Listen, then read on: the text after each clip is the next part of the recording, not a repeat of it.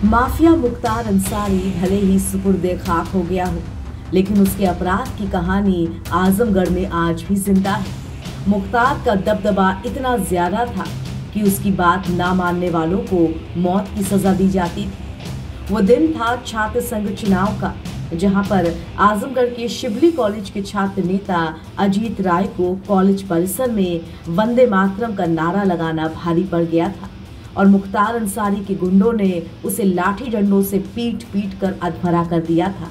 इतना ही नहीं, उसके बाद अजीत राय के सीने में कई गोलियां दाग दी गई थी, जिससे छात्र नेता की वहीं पर मौत हो गई थी।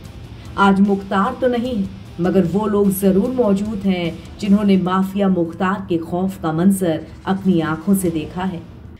जी, जब ये अजीत राय ये जो वंदे मातरम कांड हुआ था, उस समय तो मेरी एज बहुत कम थी और मैं तथाकथित उसी ज़िले से हूँ, गाजीपुर से, जहाँ ये मुख्तार अंसारी का खौफ नाम से मुस्लिम लोग मुख्तार भाई एक खौफ का नाम दिया जाता था। और हम लोगों ने सुना था कि सिबली में कोई वंदे मातरम बोलने पे किसी की हत्या कर दी गई थी, जो कि बहुत ही शर्मनाक बात है।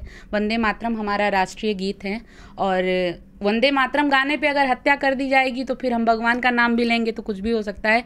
तो आज जिसका न्याय नहीं कर पाए, न्याय वाले नहीं कर पाए, हमारे जज नहीं कर पाए, उसका न्याय आज भगवान ने किया और उनकी आत्मा को आज शांति मिली। और उनको हम आज इस हत्याकांड के बाद ये जो मृत्यु इनकी हुई है, जिस भी कारण से इनकी मृत्यु हुई है, हम इनको अजीत राय को एक भावभीनी श्रद्धांजलि आज मिली उनको।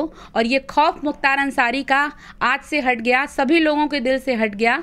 तो गलत चीज़ का गलत नतीजा होता है। एक कहावत है, छोटी सी, बहुत पॉपुलर है, बोया पेड़ बबूल का तो आम कहाँ से पाऊँ। तो जिसने जैसा किया उसको वैसा मिला। जब उसकी भी हत्या हुई होगी तो आज जो उनके घर वालों पे बीत रही है, उस दिन उस बेचारे के भी घर वालों पे ऐसा ही बीत रहा होगा। तो आज वो घर वालों के दिल पे बहुत दिनों के बाद जो ठंडक पहुंची होगी, इससे वो राहत उनको आज बहुत मिली होगी।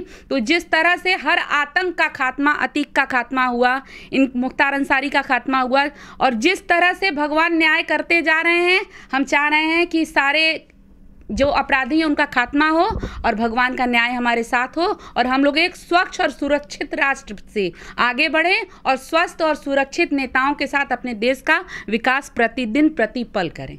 मुख्तार के खौफ का साया आपका पीछा नहीं छोड़ रहा है। गाजीपुर में आपका मायका है। जी बिल्कुल था, बहुत खौफ था। जिस स्थान पे मुख्तार का खौफ है वहीं आपका ससुराल है। इसी स्थान बिल्कुल सीएम योगी आदित्यनाथ के ऊपर 2008 हाँ बिल्कुल तकिया से जा रहे थे हमारे सीएम जी आदरणीय योगीनाथ जी, और उन्हीं के ऊपर हमला बोल दिया गया। तो मतलब हमारे ही सीएम जब हमारे जिले में जिस व्यक्ति की वजह से सुरक्षित नहीं थे, तो उसका तो खात्मा होना ही था। अब जैसे भी हुआ, भगवान के प्रकोप से हुआ या जैसे भी हुआ, जो भी हुआ, बहुत लोगों को न्याय मिला। मुख्तार के अंत के बाद महिलाएं कितनी सुरक्षित महसूस करती हैं? बहुत सुरक्षित हैं महिलाएं। नहीं तो मुख्तार का पर्सनल व्यक्तित्व तो क्या था, वो तो मैं उस पर ना कोई मैं कटाक्ष करूंगी ना मैं जानती हूं, लेकिन उनके साथ के लोगों ने जो उनका व्यक्तित्व, तो महिलाओं के अंदर जो एक खौफ था, अरे ये काम करेंगे, मुख्तार भाई अभी उठवा ले जाएंगे, मुख्तार भाई, नहीं, ऐसा कुछ नहीं। अब हम लोग बहुत शांत हैं। मुख्तार भाई को जन्नत नसीब हो और जो भी हुआ, अब महिलाएं बहुत शांति प्रिय हैं और योगीनाथ भी अब आएंगे तो कोई बात नहीं होगी और हम लोग भी जहाँ जाएंगे कोई बात नहीं होगी। और इसी तरह सारे आतंकी मौत के घाट एक दिन उतर जाएंगे, सबका अंत निश्चित। ये थे वो बहुत सात्विक उसके अपराधी हैं और उन लोगों का मुख्तार अंसारी गैंग से सीधा संबंध था और उन्हीं की सह पाकर ये लोग अजीत राय की हत्या किए थे। और आए दिन किसी न किसी के साथ मारपीट करना, गोली चला देना, ये उन लोगों का रोज़ का ये धंधा था उस समय। लेकिन माननीय मुख्यमंत्री योगी आदित्यनाथ जी की सरकार जब से बनी है, उसके बाद से अपराधियों पे काफ़ी लगाम लगा है और अपराधियों में भय का माहौल व्याप्त है इस समय। ये अजीत राय कौन है और हत्या के पीछे जो मोटिव थी वो क्या थी? इसमें कारण ये था कि सिबली कॉलेज में वंदे मातरम गाने को लेकर छात्र नेताओं में, बच्चों में और स्कूल प्रशासन के बीच में विवाद हुआ था और उसी को उसी की दुश्मनी को लेकर ये जो उसमें मुलजिम हैं उनकी हत्या में, इन लोगों ने अजीत राय को अकेले पाकर सिवली कॉलेज में उनकी निर्मम तरीके से हत्या कर दिया था। और हत्या के बाद काफ़ी बवाल हुआ था, यहाँ पे कर्फ्यू भी लगा था।